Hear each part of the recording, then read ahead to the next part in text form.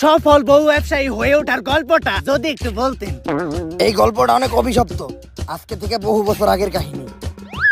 আল্লাহ, আজকে যেন আমার একটা পোলা হয়। আমার স্বপ্ন, আমার একটা পোলা হইলে আমি ওরে মুকেশ আম্বানির মতো বড় ব্যবসায়ী বানামু। আমিন। কংগ্রাচুলেশন, আপনার ছেলে সন্তান হইছে। আলহামদুলিল্লাহ, আমার দোয়া কবুল হইছে।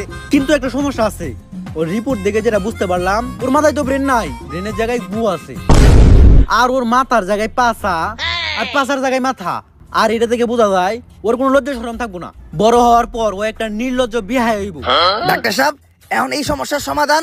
I am extremely sorry, medical সায়েন্সে এখন পর্যন্ত এই রোগের কোনো চিকিৎসা বের করতে পারে নাই। ভবিষ্যৎ বাবা, অনেক বিপদে পড়ে আজকে আমি আপনার কাছে আইছি। আমার একটা পোলা হইছে, ডাক্তার কইছে ওর মাথায় মগজ নাই, ওর মাথায় গু। আর ওর নাকি মাথার জায়গায় পাছা হইছে, আর পাছার জায়গায় মাথা। এর লেগে ওর নাকি কোনো লজ্জা শরম থাকবো না। আমার স্বপ্ন হইলো আমি আমার পোলার